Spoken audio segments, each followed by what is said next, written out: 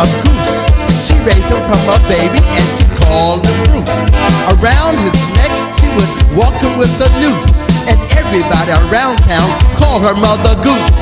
Mother Goose, Mother Goose, Mother Goose, let him loose. Mother Goose, Mother Goose, Mother Goose, let him loose. All the children loved Mother Goose. She gave them some cookies and she served them some juice. And then the children would play with Bruce until he got tired and went to roost. Mother Goose, let him loose. Mother Goose, let him loose. And then one day when it got late, the children went home, left open the gate. Mother Goose came out and looked around. Poor little Bruce was nowhere to be found. Mother Goose, Mother Goose, Mother Goose, let him loose. Mother Goose, Mother Goose, Mother Goose, let him loose. For a very long time, Mother Goose was sad. And then one day, her heart was glad. To her surprise, when she opened the door, there was Bruce with his family of four. Mother Goose, Mother Goose, Mother Goose, let him loose. Mother Goose, Mother Goose, Mother Goose, let him loose. Mother Goose, Mother Goose.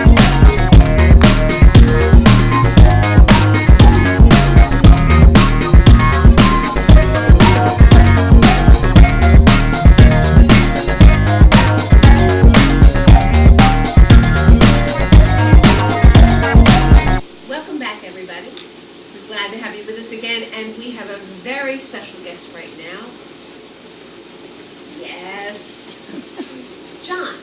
Oh yeah, there's John Carrington, the host of Maryland Fun Time, comes on WCAO Radio, 6:30 on Saturday mornings. So if you're getting up early to go to work, you don't have to go to work on a Saturday. Just turn on the radio to 600 on the AM dial and listen to Maryland Fun Time.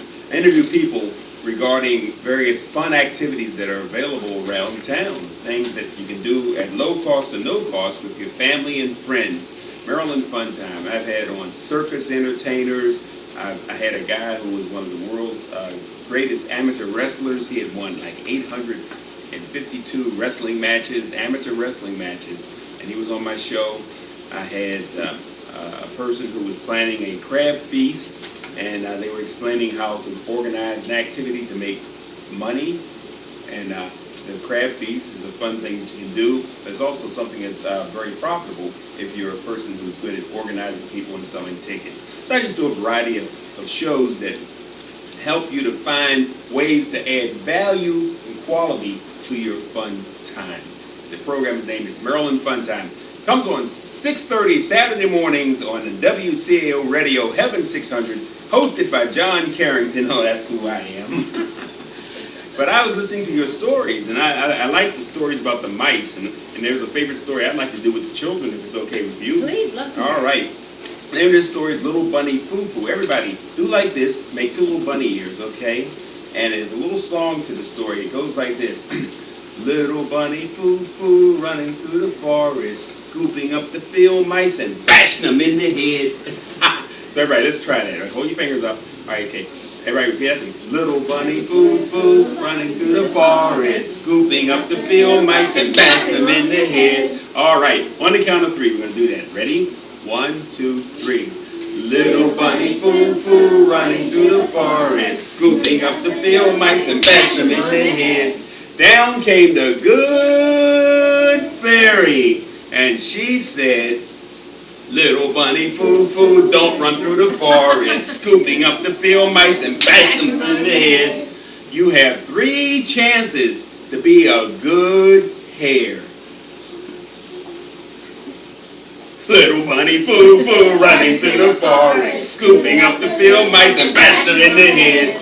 Down came the good fairy, and she said, little bunny foo-foo, don't run through the forest, forest, scooping up the field mice and bashing them in the head.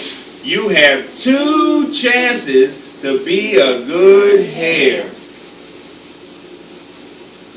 Little bunny flew, flew, running through the forest, scooping up the field mice and bashing them in the head.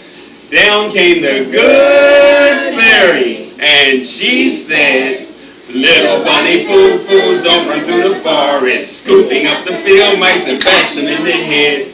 You have one last chance to be a good hare. If you don't be a good hare, I'm going to turn you into a goon.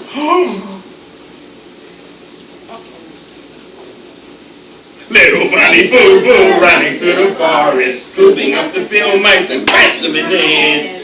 Down came the good fairy, and she said, little bunny foo foo, don't run through the forest, scooping up the field mice and bash them in the head. I gave you 3 chances to be a good hare, and you blew it. And now I'm going to turn you into a goon. Everybody say, Shazam. 1, 2, 3. Shazam! The moral to that story is, hare today, goon tomorrow. So today, our reporter, Phoenix, has a very special story for us. Yes, I do. It's about Mary Carter Smith. Hi, I'm Phoenix, and today I want to tell you the story of Mary Carter Smith. She was born in 1919 and died in 2007. She was a famous storyteller, teacher, and writer. She graduated from Coppin State University and was a Baltimore City public school teacher for 31 years. She helped revive storytelling as an educational tool. Also, she helped start the Big Brothers Big Sisters program of Maryland and was a member of the Arena Players Theater Company and the Griot Circle of Maryland. She hosted a Saturday radio program, Griot for the Young and Young at Heart. In 1983, she was named the official Griot of Baltimore City, and in 1991, the official Griot of Maryland. Have you ever heard of the word griot? It's spelled G-R-I-O-T, but it's pronounced griot. The T is silent. So here's a little video of Mary Carter Smith. The griot of Maryland and Baltimore. That's right. What is a griot? A griot is a word that comes from Africa. It's a French word that tells about the person who remembers the stories and the history and the songs and passes them on from one generation to another. And we all have stories like that in our own families, don't we? So if we think about it, our stories, our personal stories and stories of our family and people in the world are very important. And Mary Carter Smith is one of the great storytellers of anywhere. And she's been telling stories for many, many years. And today she also has a special song for us about the story she said about John Henry. Now, I told the story of John Henry, and here is one of the many songs. There are over 50 written about John Henry. Now, I'd like you to help me with this song, and I'd like you to clap your hands whenever I hit the drum, but not until I hit the drum, okay? When John Henry was a little baby, sitting on his pappy's knee, he picked up a hammer and a little piece of steel and said, this hammer's gonna be the death of me, Lord, Lord. This hammer's gonna be the death of me. John Henry hammered on the mountain till his hammer was a striking fire. He hammered so hard that he broke his poor heart, and he died with his hammer in his hand, Lord, Lord. He died with his hammer in his hand. John Henry had a pretty woman, and she always dressed in red. She walked down the track, never looking back, and said, I'm going to where my man is laying dead, Lord, Lord. I'm going to where my man is laying dead. They took John Henry to the graveyard, and they buried him in the sand. Now every time a train goes by, it says, there lies a steel driving man, Lord, Lord. There lies a steel driving man. What's his name? John Henry! Right. Oh, you're wonderful. Tell me a little bit about yourself. Well, I am a storyteller. I go to Austria and France, Africa, the Caribbean, and I've done this for about 40 years. So I was on WEAA radio for 24 years as a volunteer every Saturday morning, a storyteller. And my autobiography is coming out February 27th. I wish it the best of luck. Something tells me you have many stories to tell. Yes, she does. Yes, she does. I can stand for 12 hours without stopping. I would have to put on more comfortable shoes. Oh, Phoenix, that was wonderful. Thank you, dear. Thank you. We'll be right back. Hello, everybody. It's so nice to be here. I'm the Kinder Twin, and I will bring you good cheer. You're going to have a good time. You're going to feel happy. But all you have to do is learn the Hall of Fame with me. Say Louis Satchmo Armstrong. Say that. Louis Satchmo Armstrong. Mary McLeod Bethune. Say that. Mary McLeod Bethune. I said Crispus Attucks. Crispus Attucks. Crispus Attucks. Crispus Attucks. Dr. Charles Richard Drew. Dr. Charles Richard Drew. Harriet Tubman. Harriet Tubman. Sidney Poitier. Sidney Poitier. Sojourner Truth. Sojourner Truth. Say that. Sojourner Truth. Sojourner Truth. Thurgood Marshall. Thurgood Marshall. Benjamin Banneker. Benjamin Banneker. Phyllis Wheatley. Hey, Phyllis Wheatley. Jesse Owens. Jesse Owens. William C. Handy, W.C. Handy. William C. Handy, W.C. is the Hall of Fame. Do you know the name? Can you tell me the pictures of the face in the frame? I'll start at the top, and I won't stop until you've learned the name. I said Louis Satchmo Armstrong. Say that. Louis Satchmo Armstrong. Louis Satchmo Armstrong. He really played the horn. A pioneer jazz developer. His name will live on. Mary McLeod Bethune. Say that. Mary McLeod Bethune. Mary McLeod Bethune. She started her own college, an advisor to the president. Her head was full of knowledge. Say Crispus Attucks. Crispus Attucks. Say Crispus Attucks. Crispus Attucks. Crispus Attucks fought for freedom of the sea, the first black to die for liberty. I said Crispus Attucks fought for freedom of the sea, the first black to die for liberty. I said Dr. Charles Richard Drew. Say that. Dr. Charles Richard Drew. Dr. Charles Richard Drew, the founder of the Blood Bank. For the Red Cross and blood plasma, we have Dr. Drew to thank. I said, it's the Hall of Fame. Do you know the name? Can you tell me the pictures of the face in the frame? I'll start at the top and I won't stop until you've learned the name. I said, Harriet Tubman. Harriet Tubman. Say that. Harriet Tubman. Harriet Tubman.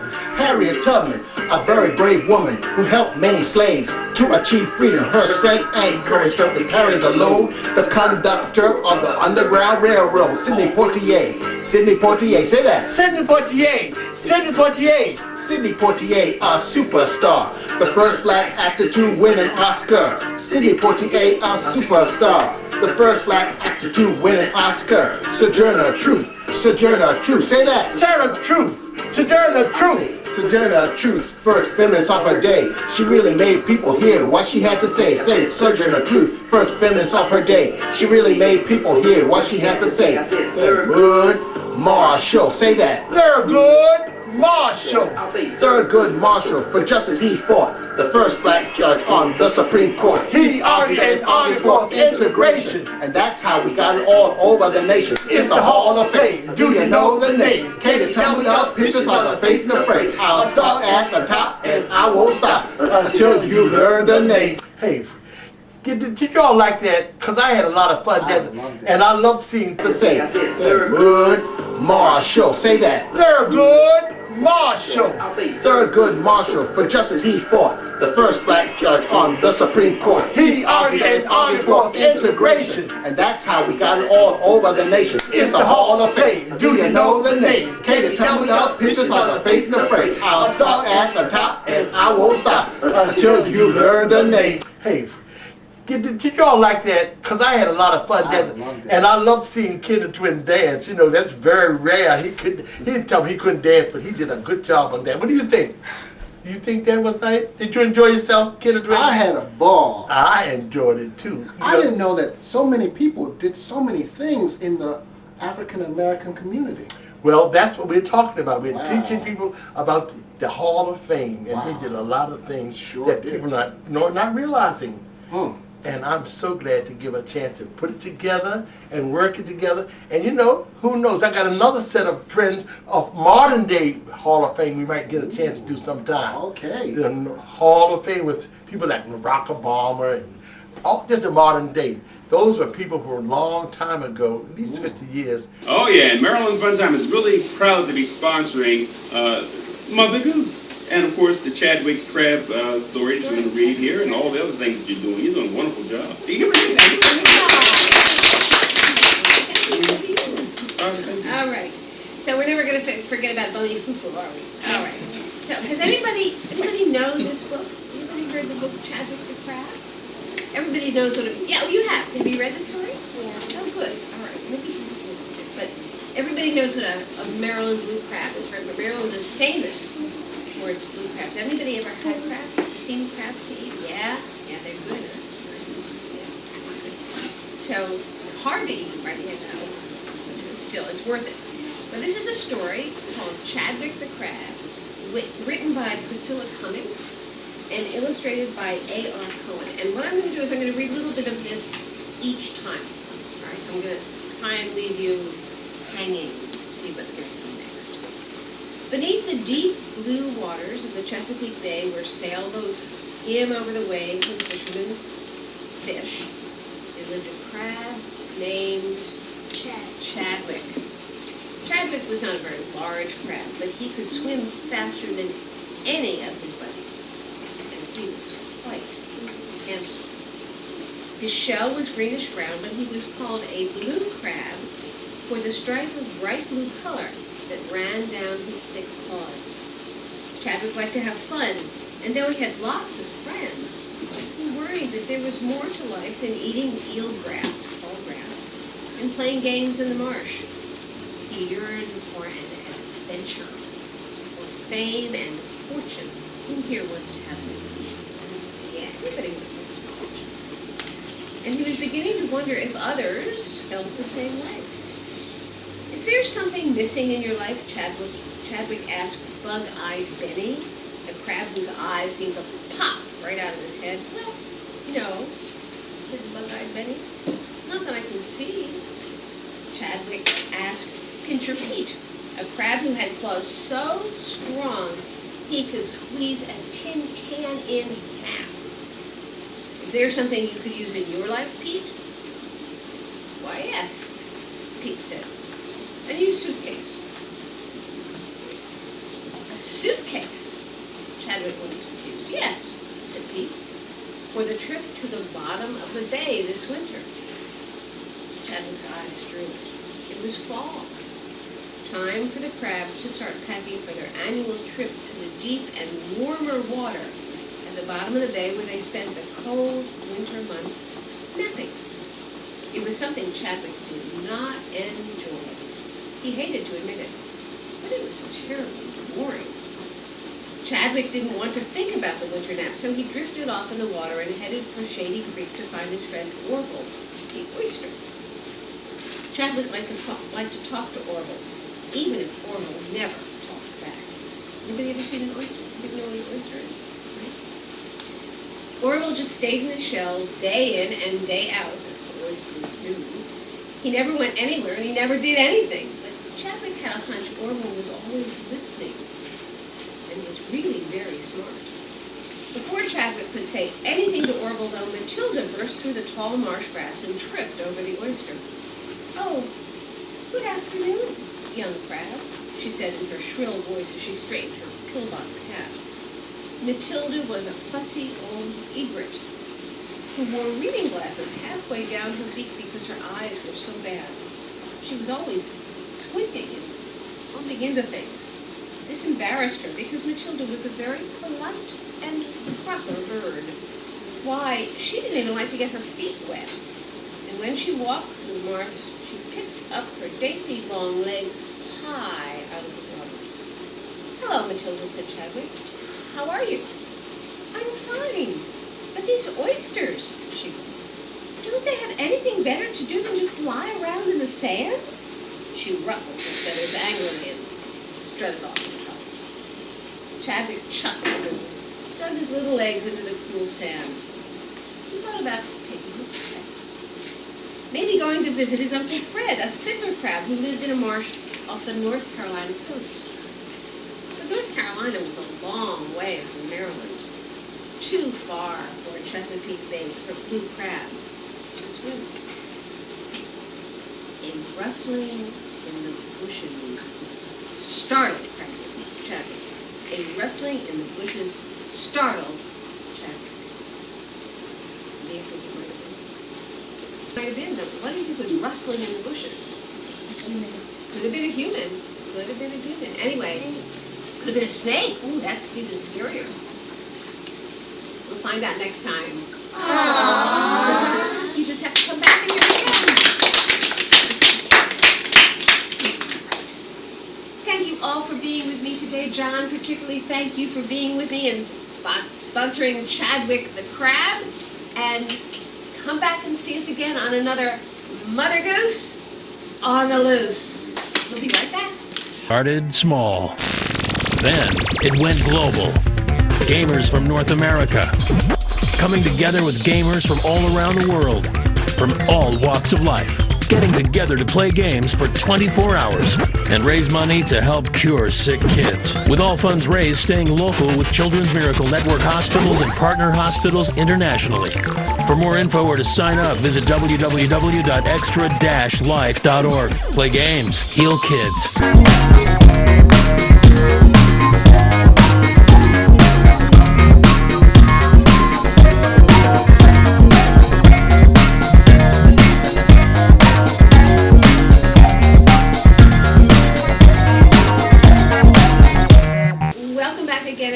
To Mother Goose on the Loose. Glad to have you with us. And we have a very special guest today. Her name is Shauna. And Shauna is a lawyer. And she's going to tell you what that means and what she does. Thank you very much, Mother Goose, for inviting me here today. I thought it was great to come because you and I have something very important in common. You do? We do. We have really different jobs, but like you, I'm a storyteller. And I tell stories for people, help them tell their stories, their true stories, in order to help them with whatever it is that they need to do. Has anyone here ever had an argument with somebody? Go ahead. I always yell at my baby brother because he hits me sometimes. But I mean, he is only like 19 years old, so I get it. But he doesn't know that. If you yell at or argue with your brother, what happens?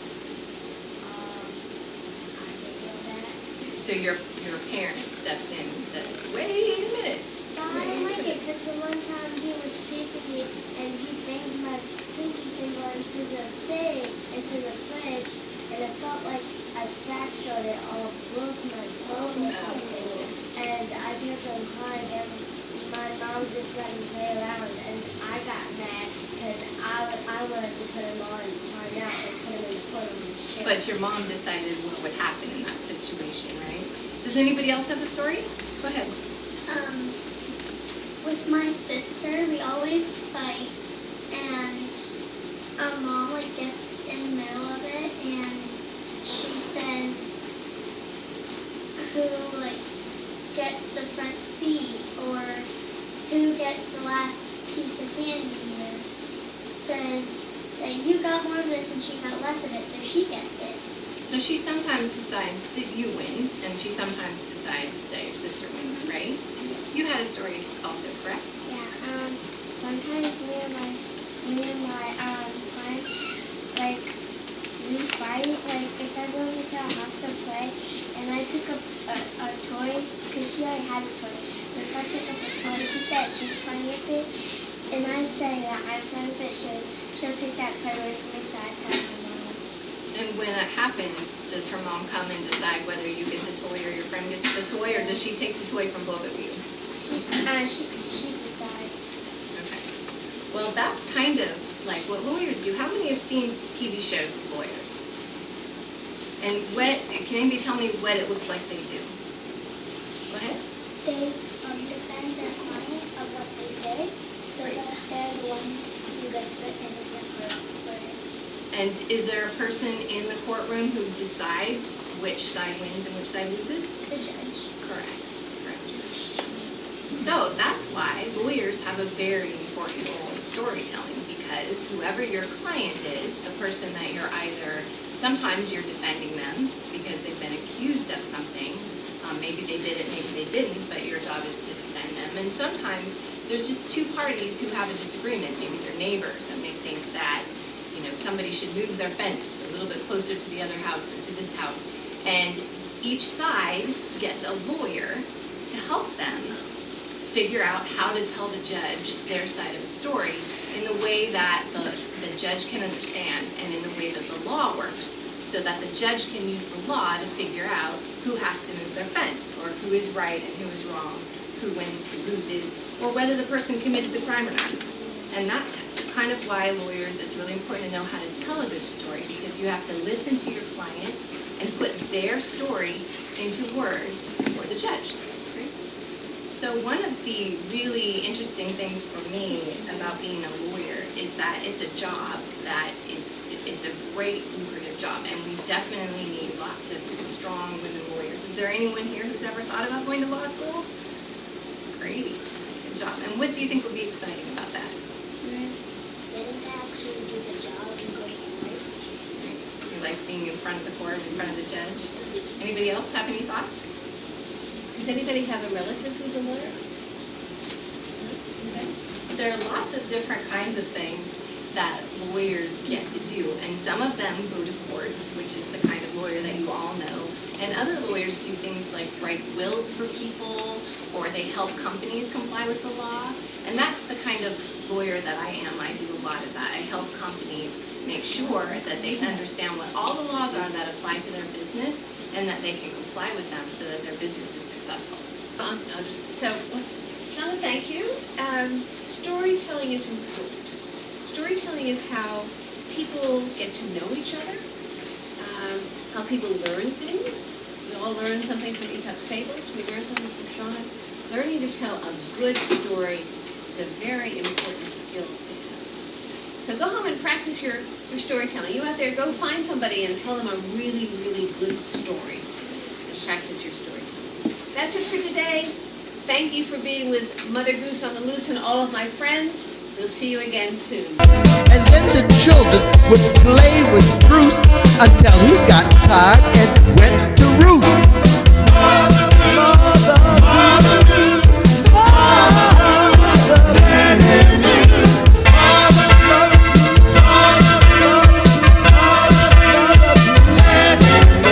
And then one day when it got late, the children went home, left open the gate.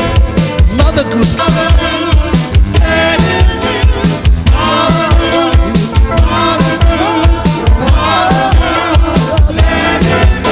a very long time, Mother Goose was sad. And then one day, her heart was glad. To her surprise, when she opened the door, there was Bruce with his family of four.